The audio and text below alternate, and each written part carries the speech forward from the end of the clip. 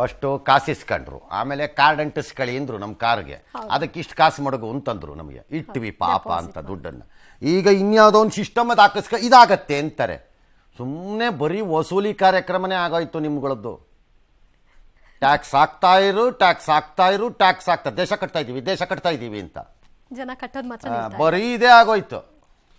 ಇನ್ನೇನು ಕೇಳಬೇಡಿ. ಆಯಿತು, ಸ್ಯಾಟಲೈಟ್ ಆಧಾರಿತ ಎಲೆಕ್ಟ್ರಾನಿಕ್ ಟೋಲ್ ಸಿಸ್ಟಮ್ ಮಾಡ್ತಾರಂತೆ, ತಿದ್ದುಪಡಿ ನೀವೇ ತಂದುಬಿಟ್ಟಿದ್ದಾರಂತೆ ಜಾರಿಗೆ.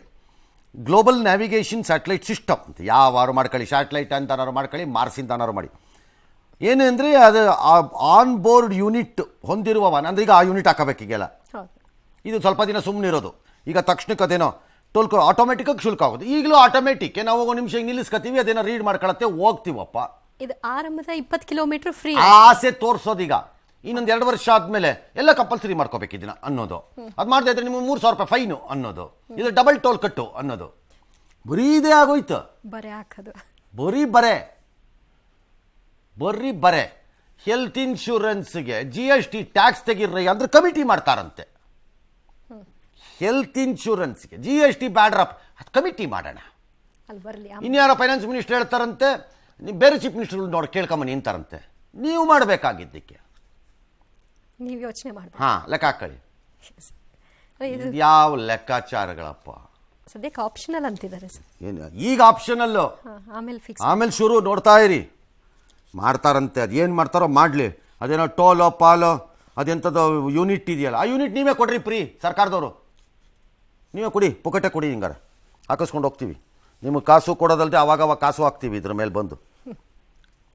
ಎಸ್, ಕಾನ್ಪುರ ಬಳಿ ನಿನ್ನೆ ರೈಲು ಸ್ಫೋಟಕ್ಕೆ ವಿಫಲ ಸಂಚು ನಡೆದಿತ್ತು. ಈಗ ರಾಜಸ್ಥಾನದ ಅಜ್ಮೇರ್ ಬಳಿ ರೈಲು ಅಪಘಾತಕ್ಕೆ ಕಿಡಿಗೇಡಿಗಳು ಯತ್ನಿಸಿದ್ದಾರೆ. ರೈಲ್ವೆ ಹಳಿ ಮೇಲೆ ಭಾರಿ ತೂಕದ 2 ಸಿಮೆಂಟ್ ದಿಮ್ಮಿಗಳನ್ನು ಇಳಿಸಿದ್ದು ಗೂಡ್ಸ್ ರೈಲು ಹಳಿ ತಪ್ಪಿಸೋದಕ್ಕೆ ನೋಡಿದ್ದಾರೆ. ರೈಲು ಸಿಮೆಂಟ್ ದಿಮ್ಮಿಗಳಿಗೆ ಡಿಕ್ಕಿ ಹೊಡೆದ್ರು, ಅದೃಷ್ಟವಶಾತ್ ಹಳಿ ತಪ್ಪಿಲ್ಲ. ಪೊಲೀಸರು ತನಿಖೆಯನ್ನು ನಡೆಸ್ತಾ ಇದ್ದಾರೆ. ಇದರಲ್ಲಿ ಭಯೋತ್ಪಾದಕರ ಪಾತ್ರ ಏನಾದರೂ ಇದೆಯಾ ಅನ್ನೋ ಬಗ್ಗೆ ತನಿಖೆಯನ್ನ NIA ನಡೆಸ್ತಾ ಇದೆ. somebody will have to conduct some investigation. ಈ ವಿಚಾರದಲ್ಲಿ ಮಾತ್ರ ಪದೇ ಸಾಧ್ಯನೇ ಇಲ್ಲ. ಇದು ಯಾರ ಪ್ರೇರಿತ, ಇದರ ಹಿಂದಿರುವ ಉದ್ದೇಶ ಏನು, ದೇಶದ ವಿವಿಧ ಭಾಗಗಳಲ್ಲಿ ಯಾಕೆ ನಡೀತಾ ಇದೆ, ಇದಕ್ಕೊಂದು ಸರಿಯಾಗಿ ನಡೆಯಬೇಕು. ಇದಕ್ಕೆ number 1. Number 2, some technology will have to come. ನಾವು ಈಗ ನಮ್ಮ ಟೆಕ್ನಾಲಜಿಗೆ ಇದೊಂದು ಸವಾಲು ಇರ್ಬೋದು. ಹಳಿಯ ಮೇಲೆ ಅಂದರೆ ರೈಲ್ ಮೇಲೆ ಏನೇ ಆಬ್ಜೆಕ್ಟ್ ಇದ್ರೂ ಈ ರೆಡಾರಲ್ಲಿ ಗೊತ್ತಾಗೋ ಥರ, ವಿಮಾನ ಎಲ್ಲೋ ಹಾರ್ತಾ ಇದ್ರೆ ರೆಡಾರಲ್ಲಿ ಗೊತ್ತಾಗತ್ತಲ್ಲ, ಆ ಥರ ಹಳಿ ಮೇಲೆ ಏನಾದ್ರು ಪದಾರ್ಥ ಇದ್ರೆ 4 ಕಿಲೋಮೀಟರ್ ಹಿಂದೆನೇ ಅದು ಹೇಳಿಬಿಡ್ಬೇಕು. ಆ ರೆಡಾರ್ ಟೈಪ್ ಏನಾದ್ರು ತಂತ್ರಜ್ಞಾನ ತರಬೇಕು. ಯಾಕಂದರೆ ಈ ಕೋತಿಗಳು, ಕಮಂಗಿಗಳು, ಕಂತ್ರಿಗಳು, ಕಚಡಾಗಳು, ದೇಶದ್ರೋಹಿಗಳು, ಭಯೋತ್ಪಾದಕರು, ಇವ್ರಿಗೆ ಈ ಕೊರತೆ ಇಲ್ಲ ಇನ್ನೀ ದೇಶದಲ್ಲಿ. ಅದೇ ಕೆಲಸ. ಅದನ್ನ ಏನಾದ್ರು ತಂತ್ರಜ್ಞಾನ ತರಬೇಕೀಗ. ಅದ್ರ ಬಗ್ಗೆ ಆಲೋಚನೆ. 4 ಕಿಲೋಮೀಟರ್ ದೂರದಲ್ಲೇ ಗೊತ್ತಾಗ್ಬಿಡ್ಬೇಕು. ಏನೇ ಒಂದು ಇದ್ರೂ ಸರಿ ಗೊತ್ತಾಗ್ಬಿಡ್ಬೇಕು. ವಿಮಾನ ಎಲ್ಲ ಗೊತ್ತಾಗತ್ತೆ ರೆಡಾರ್ನಲ್ಲಿ, ಗೊತ್ತಾಗಲ್ವಾ? ಮತ್ತೆ ಕಂಡುಹಿಡಿಯತ್ತಲ್ಲ, ಹಂಗೆ ಇಲ್ಲೂ ಕಂಡುಹಿಡಿಬೇಕು. ನೋಡೋಣ, ಐಡಿಯಾ ಉಪಯೋಗಿಸ್ಕೋಬೇಕು. ಯಾರಿಗೆ ಗೊತ್ತು, ಮಾಡ್ರಿ. ಅದೊಂದು ಸ್ಕೀಮ್ ಹಾಕಿ ಹೇಳ್ತೀನಿ.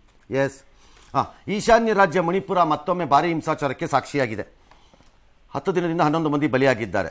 ಹಿಂಸಾಚಾರ ಹೆಚ್ಚಾಗಿದೆ. ಅಲ್ಲಿ ರಾಜಭವನದ ಮೇಲೆ ಕೆಲವರನ್ನ ಕಲ್ಲು ತೂರಾಟ ಮಾಡಿದ್ದಾರೆ. ಇದು ವಿದ್ಯಾರ್ಥಿ ಸಂಘಟನೆಗಳೇನೋ ಮುತ್ತಿಗೆ ಹಾಕಕ್ಕೆ ಹೋದ್ರು, ವಿಫಲವಾಯಿತು. ಹೋರಾಟ ಹತ್ತಿಕ್ಕಕ್ಕೆ ಪೊಲೀಸ್ನವರಿಗೆ ಅಶ್ರುವಾಯು ಪ್ರಯೋಗ ಎಲ್ಲ ಮಾಡಿ ಸದ್ಯಕ್ಕೆ ತಹಬದಿಗೆ ತಂದಿದ್ದಾರೆ ಮತ್ತು ಕರ್ಫ್ಯೂ ಹಾಕ್ಕೊಂಡಿದ್ದಾರೆ. ಇಂಟರ್ನೆಟ್ ಎಲ್ಲ ಬಂದ್ ಮಾಡಿದ್ದಾರೆ. ಅಷ್ಟೇ. ಇದು ಮಣಿಪುರದ ಕತೆ ಇಷ್ಟೇ. ಕೇಳಿದ್ರೆ ಯಾರು ಏನು ಪ್ರಾಬ್ಲಮ್ ಇಲ್ಲ, ಎಲ್ಲ ಸರಿ ಇದೆ ಅಂತಾರೆ. ಹೇಳೋಕ್ಕಷ್ಟೇ, ಎಲ್ಲ ಸರಿ ಇದೆ ಅಂತಾರೆ. ಆ ಮಣಿಪುರನ ಬಿಟ್ಬಿಟ್ಟಿದ್ದಾರೆ. ಅದು ಆಟೋಮ್ಯಾಟಿಕ್ಕಾಗಿ ಒಂದಿನಕ್ಕೆ ತನಗೆ ತಾನೇ ಸುಟ್ಕೊಂಡು ನಿರ್ನಾಮ ಆಗೋಗ್ಬಿಡ್ಲಿ ಅಂತ ಆ ಹಂತಕ್ಕೆ ಹೋಗಬೇಕು ಅಂತ. ಏನು ರಾಜಕಾರಣ ರೀ ದೇಶದ್ದು. ಎಲ್ಲ ರಾಜಕೀಯ ಪಕ್ಷಗಳು ಸೇರಿಕೊಂಡು ಒಂದು ಕಮಿಟಿ ಟೈಪ್ ಏನಾದ್ರು ಮಾಡಿ ಆ ಮಣಿಪುರಕ್ಕೆ ಹೋಗಿ ಅಲ್ಲಿ ಕೂತು ಏನಾದ್ರು ಒಂದು ಸಮಾಧಾನ ಮಾಡಬೇಕು ಅನ್ನೋದಿಲ್ಲದೆ ಅದರಲ್ಲೂ ರಾಜಕಾರಣ ಮಾಡಿಕೊಂಡು ಅದೇನು ದುಷ್ಟ ಇದರಲ್ಲಿ ಪರಿಸ್ಥಿತಿ ನಾವು ಬದುಕಬೇಕಾದ ಹಣೆ ಬರಹ ಬಂದಿದೆಯೋ. ಟ್ಯಾಕ್ಸ್ ಮಾತ್ರ ಕಟ್ಟಬೇಕಪ್ಪ, ಈಗಲೇ ಹೇಳ್ಬಿಟ್ಟಿದ್ದೀವಿ. ಕರೆಕ್ಟಾಗಿ ಕಟ್ಟಬೇಕು. ನೀವು ಕಟ್ಟದೇ ಇದ್ರೆ ಹೆಂಗೆ ರಾಜ್ಯ ಉದ್ಧಾರ ಆಗೋದು ಹೆಂಗೆ? ಇನ್ನು ಮಲಯಾಳಂ ಚಿತ್ರೋದ್ಯಮದಲ್ಲಿ ಸಂಚಲನ ಮೂಡಿಸಿರುವ ಹೇಮಾ ಕಮಿಟಿ ವರದಿ ವಿಚಾರದಲ್ಲಿ ಪಿಣರಾಯಿ ಸರ್ಕಾರವನ್ನ ಕೇರಳ ಹೈಕೋರ್ಟ್ ತರಾಟೆಗೆ ತೆಗೆದುಕೊಂಡಿದೆ.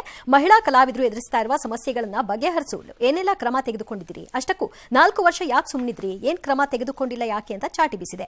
ರಾಜ್ಯ ಸರ್ಕಾರದ ಉದಾಸೀನ ವೈಖರಿ ಕಳವಳ ವ್ಯಕ್ತಪಡಿಸಿದೆ. ನಮ್ಮಂತಹ ರಾಜ್ಯದಲ್ಲೂ ಇಂತಹ ಪರಿಸ್ಥಿತಿ ಇರೋದು ನಿಜಕ್ಕೂ ದಾರುಣ. ನಮ್ಮ ರಾಜ್ಯದಲ್ಲಿ ಮಹಿಳೆಯರ ಸಂಖ್ಯೆಯೇ ಅಧಿಕ. ಲೈಂಗಿಕ ಕಿರುಕುಳ ಅನ್ನೋದು ಸಣ್ಣ ವಿಚಾರ ಅಲ್ಲ. ಎಸ್ಐಟಿ ಎಲ್ಲಾ ವಿಚಾರಗಳನ್ನ ಪರಿಗಣನೆಗೆ ತೆಗೆದುಕೊಳ್ಬೇಕು ಅಂತ ಹೈಕೋರ್ಟ್ ಸೂಚಿಸಿದೆ.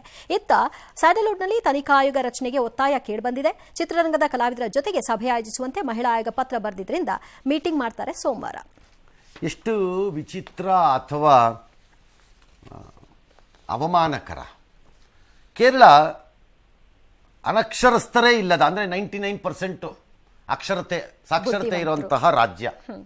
ನಮ್ಮ ಅನುಭವ ಅಥವಾ ನಮ್ಮ ಲೆಕ್ಕಾಚಾರ ಏನು? ಎಜುಕೇಷನ್ ವಿಲ್ ಗಿವ್ ಕಲ್ಚರು, ಬುದ್ಧಿವಂತಿಕೆ, ನಡವಳಿಕೆ ಇದೆಲ್ಲ ಕಲಿಸ್ಕೊಡುತ್ತೆ ಅಂತ. ಇದು ಅಂತ ರಾಜ್ಯದಲ್ಲಿ ಹೈಯೆಸ್ಟ್ ಇರೋದಲ್ಲಿ ಹೆಣ್ಮಕ್ಳೇ. ಇದು ಅದಕ್ಕಿಂತ ವಿಚಿತ್ರ ಅಂದರೆ ಮಲಯಾಳದ, ಅಂದರೆ ಕೇರಳದ ಪದ್ಧತಿಗಳು ಮತ್ತು ಮಲಯಾಳದಲ್ಲಿ ಹೆಣ್ಣು ಮಗಳು ಕುಟುಂಬದ ಮುಖ್ಯಸ್ಥೆ ಆಗ್ತಾಳೆ. ಭಾಳ ಕಡೆ ಮನೆಯ ಯಜಮಾನಿ ಅವಳು ಕುಟುಂಬಸ್ಥೆ ಮುಖ್ಯಸ್ಥಳಾಗ್ತಾಳೆ. ಕೆಲವು ಕಡೆ, ಭಾಳ ಕಡೆ ಇನ್ನರ್ ಇದರಲ್ಲಿ ಇದು ನೋಡಿದ್ರೆ ಹೀಗೆ ಕೋರ್ಟಿಂದ ಉಗಿಸ್ಕೋಬೇಕು. ಏನು ಓದದೇ ಇರೋ ಹಳ್ಳಿನೋ ಪಟ್ಟಣನೋ ಎಲ್ಲ ಒಂದು ಕಡೆ ಇಲ್ಲದೆ ಇರೋ ಜನ, ಹೇಯ್ ಹೆಣ್ಮಗಳು ಹೋಗ್ತಾ ಇದ್ದಾಳೆ, ದಾರಿ ಬಿಡಕ್ಕೆ ಗೊತ್ತಾಗಲ್ವಾ ನಿಂಗೆ ಅಂತ ಕೇಳ್ತಾರೆ. ಶಿಕ್ಷಣಕ್ಕೂ ಈ ದುಷ್ಟ ಕಚಡ ಅನೀತಿಯುತ ನಡವಳಿಕೆಗಳಿಗೂ ಏನು ಸಂಬಂಧ ಇಲ್ಲ. ಅದಕ್ಕೆ ಹೇಳೋದು, ಎಜುಕೇಷನ್ನು ಅಕ್ಷರ ಕಲಿಸತ್ತಷ್ಟೇ, ಸಂಸ್ಕೃತಿಯನ್ನು ಕಲಿಸಲ್ಲ. ಅದನ್ನು ನಾವು ಕಲ್ತ್ಕೋಬೇಕು. ಆಲ್ರೈಟ್, ಕೋಲ್ಕತ್ತಾನಲ್ಲಿ ಯುವ ವೈದ್ಯ ಅತ್ಯಾಚಾರ ಖಂಡಿಸಿ ಅವ್ರ ಪ್ರೊಟೆಸ್ಟ್ ಮುಂದುವರೆದಿದೆ. ಕೋರ್ಟ್ ಹೇಳಿತು, ಆದರೂ ಕೇಳಿಲ್ಲ.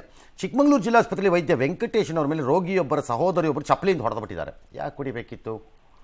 ಇದನ್ನು ಖಂಡಿಸಿದ ಅವಾಚ್ಯ ಶಬ್ದಗಳಿಂದ ನಿಂದಿಸ್ತಾ ಅಂತ ಯಾರು ವೈದ್ಯ, ಅದ್ರ ಮೇಲೆ ಕಂಪ್ಲೇಂಟ್ ಕೊಡಬೇಕು, ದೂರು ಕೊಡಬೇಕಪ್ಪ. ಇವರೇ ಆಕ್ಷನ್ ತಗೋತಾರೆ. ಹೆಚ್ಚು ವೈದ್ಯಕೀಯ ಸಿಬ್ಬಂದಿ ಎಲ್ಲರೂ, ಹೆಚ್ಚುವರಿ ವೈದ್ಯ ಸಿಬ್ಬಂದಿ ಎಲ್ಲ ಪ್ರತಿಭಟನೆ ಮಾಡಿದ್ರು.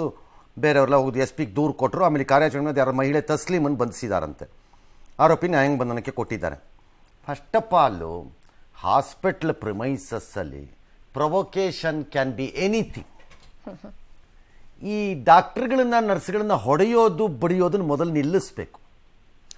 ಪ್ರೊವೊಕೇಶನ್ 1000 ಇರ್ಬೋದು, ಡಾಕ್ಟರ್ ಕಡೆಯಿಂದಾನೂ ಇರ್ಬೋದು, ನರ್ಸ್ ಕಡೆಯಿಂದಾನೂ ಇರ್ಬೋದು, ನಾನು ಇಲ್ಲ ಅಂತ ಹೇಳಲ್ಲ. ಇದೆ, ಭಾಳ ಕಡೆ ಇದೆ. ಅವರ ನಡವಳಿಕೆಗಳು ರಕ್ತನ ಹಂಗೆ ಕುದಿಯೋಂಗೆ ಮಾಡಿಬಿಡುತ್ತೆ. ಕೆಲವು ಸರಿ ಅಷ್ಟು ಅಸಹಾಯಕರಾಗಿ ನಿಲ್ಲಬೇಕಾದ ಪರಿಸ್ಥಿತಿ ಬರುತ್ತೆ ಸರ್ಕಾರಿ ಆಸ್ಪತ್ರೆಗಳಲ್ಲಿ, ನಾನು ಇಲ್ಲ ಅಂತ ಹೇಳಲ್ಲ. ಬಟ್ ಈ ಹೊಡೆಯೋದು ಅನ್ನೋದನ್ನು ಫಸ್ಟ್ ನಿಲ್ಲಿಸ್ಕೋಬೇಕು. ಇಲ್ಲದೇ ಇದ್ರೆ ಇದು ಹಿಂಗೆ ಆಗಲ್ಲ. ಇದು ಅದೇ ಅಂತಿಮ. ಯಾರ ವೈದ್ಯ ನಾರಾಯಣ ರಾಥೋಡ್ ಅಂತೆ ಮದ್ಯದ ಅಮಲ್ನಲ್ಲಿ ರಂಪಾಟ ಮಾಡಿದ್ದಾರೆ. ವಿಜಯಪುರದ ಚಡಚಣದ ಆಯುಷ್ ಆಸ್ಪತ್ರೆಯಲ್ಲಿ ಕೈಗೆ ಸಿಕ್ಕಿದ ವಸ್ತು ಎಲ್ಲ ಏನು ಹೇಳೋಣ ಈ ಡಾಕ್ಟ್ರಿಗೆ? ಈ ಹಿಂದೆ ಆಸ್ಪತ್ರೆಯಲ್ಲೂ ಅವ್ನು ಅಮಾನತ್ ಮಾಡಿ ಕಳಿಸಿದ್ರಂತ ಸರ್, ಈಗ ಮತ್ತೆ ಮಾಡ್ಕೊಂಡಿದ್ದಾನೆ. ಅಂದರೆ ಅಡಿಕ್ಟೆಡ್ ಇರಬೇಕು ಮನುಷ್ಯ. ಅಡಿಕ್ಟ್ ಆಗಿರೋನ ರಿಲೀವ್ ಮಾಡಿ ಕಳಿಸ್ಕೊಡ್ಬೇಕು. ಮನೆಯಲ್ಲೇ ಕುಡ್ಕೊಂಡಿದ್ದು ಬಿಡಿ, ಏನಾದ್ರು ಮಾಡ್ಕೊಂಡಾಗ್ಲಿ, ಅವ್ರ ಇಷ್ಟ.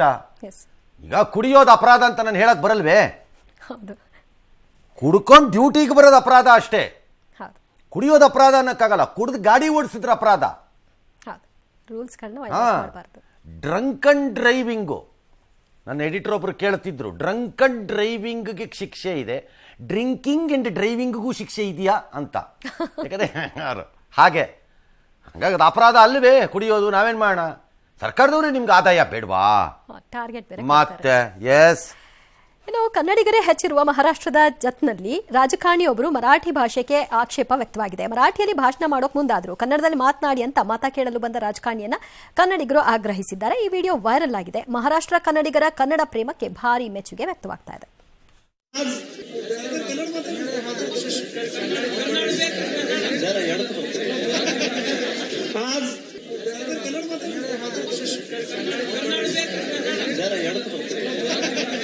ನಾವು ಇವತ್ತು ಎಲ್ಲ ತಾಲೂಕದ ತಿರುಗಾಡಿ ನೋಡಿದೆವು. ಈ ಕಾರಣ ಏನಂದ್ರ ಸರ್ವಸಾಮಾನ್ಯ ಅಡಿ ಅಡಚಣೆ ಏನದವ ಅವು ಸರ್ವಸಾಮಾನ್ಯ ಅವಲಿ ಆ ಪಾರ್ಟಿಗೆ ಬರ್ತಿತ್ತಲ್ಲ ಕಾರಣ ಮಾತಾಡಿದ್ದಾರೆ. ಅದನ್ನೇ ನಿನ್ನೆ ಹೇಳಿದವ್ರು. ಯಾರೋ ಟ್ವೀಟ್ ಮಾಡಿದ್ದಕ್ಕೆ ಎಗರಾಡ್ತಿದ್ರಲ್ಲ, ಅಲ್ಲ, ನೀವು ಭಾರತೀಯರೇ, ಬೆಂಗಳೂರಿನಲ್ಲಿ ವಾಸ ಮಾಡಿ, ತಪ್ಪಲ್ಲ. ಆದರೆ ಆ ಪ್ರದೇಶದ ಭಾಷೆ, ಸಂಸ್ಕೃತಿ ಇದನ್ನೆಲ್ಲ ದೀರ್ಘಕಾಲ ಇಲ್ಲಿ ವಾಸ ಮಾಡೋದಾದರೆ ಅದನ್ನು ಕಲ್ತ್ಕೊಳ್ಳೋದು ನಿಮಗೆ ಶೋಭೆ ತರುತ್ತೆ. ಬರಲ್ಲ ಅನ್ನೋದು ಶೋಭೆ ಅಲ್ಲ. ಆ ಸ್ಟೈಲ್ ಬಿಟ್ಬಿಡ್ಬೇಕು. ಬರಲ್ಲ ಅನ್ನೋದು. ಮತ್ತು ಈ ನಿಯಮ ನಾನೇನೇ ಹೇಳ್ದಂಗೆ ತಮಿಳುನಾಡಿಗೆ ನಾನು ಹೋದ್ರೆ ನನಗೂ ಅನ್ವಯ ಆಗಬೇಕು, ಯಾವುದೇ ರಾಜ್ಯಕ್ಕೆ ಹೋದ್ರು ಅಷ್ಟೇ. ಈ ಬೆಳಗಾವಿಲಿ ಸುವರ್ಣಸೌಧ ಕಟ್ಟಿದ್ರಲ್ಲ, ಚೆನ್ನಾಗಿ ಕಟ್ಟಿದಾರಪ್ಪ. ಬಟ್ ನಮ್ಮವ್ರು ಒಂದು ರಿಪೋರ್ಟ್ ಕಳಿಸಿದ್ದಾರೆ ಸರ್, 4 ಕೋಟಿ ವರ್ಷಕ್ಕೆ ಅನುದಾನ ಇಟ್ಟಿದ್ದಾರಂತೆ ನಿರ್ವಹಣೆಗೆ ಅಂತ. ಅದು ಎಲ್ಲೋಗ್ತಿದೆಯೋ ಗೊತ್ತಿಲ್ಲ. ಹಂಗೆಲ್ಲ ಕೇಳಬಾರ್ದಪ್ಪ. ಯಾಕೆ ಸರ್, ಅದಕ್ಕೆ ಅಲ್ವಾ ಇರೋದು? ಕೇಳಬಾರ್ದು. ಮೀನಿನ ಹೆಜ್ಜೆನೆಲ್ಲ ಗುರುತಿಸ್ತಾರ? ಯಾರಾದರೂ ಹೋಗಿ ಇಲ್ಲ, ನೋಡಕ್ಕಾಗತ್ತಾ? ಪತ್ತೆ ಹಚ್ಚಕ್ಕೆ ಕೇಳಬಾರ್ದು.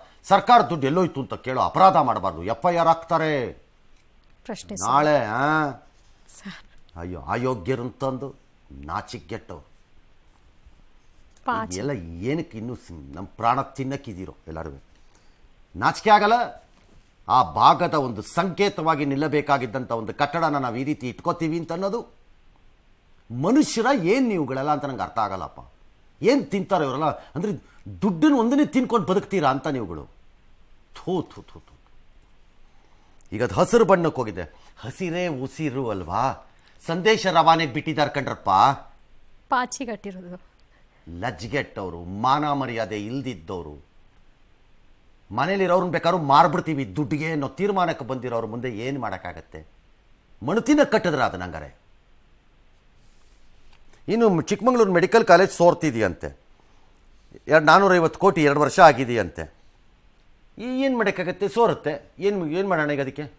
ಈ ದುಡ್ಡೇ ಸೋರಿರ್ಬೇಕಾದ್ರೆ ಯಾವ ಲೆಕ್ಕ ಇದು? ಸೋರುತ್ತಪ್ಪ, ಏನು ಮಾಡೋಣ? ಎಸ್. ಬೆಂಗಳೂರಿನಲ್ಲಿ ರೋಡ್ ರೇಜ್ ಪ್ರಕರಣಗಳು ದಿನೇ ದಿನೇ ಹೆಚ್ಚಾಗ್ತಾ ಇದೆ. ಸೆಪ್ಟೆಂಬರ್ 5ರಂದು ವೈಟ್ಫೀಲ್ಡ್ನ ITPL ಮುಖ್ಯ ರಸ್ತೆಯಲ್ಲಿ ಕಾರ್ ಟಚ್ ಆಯಿತು ಅನ್ನೋ ಒಂದೇ ಕಾರಣಕ್ಕೆ ಚಾಲಕರಿಬ್ಬರು ಗಲಾಟೆ ಮಾಡ್ಕೊಂಡಿದ್ದಾರೆ. ಒಬ್ಬನ ಕಣ್ಣಿಗೆ ಪೆಪ್ಪರ್ ಸ್ಪ್ರೇ ಮಾಡಿದ್ದಾನೆ, ಮತ್ತೊಬ್ಬ ನನಗೆ ಪೆಪ್ಪರ್ ಸ್ಪ್ರೇ ಮಾಡ್ತೀಯ ಅಂತ ಅವನ ಗಾಡಿಗೆ ಹೋಗಿ ಜಜ್ಜಿದ್ದಾನೆ.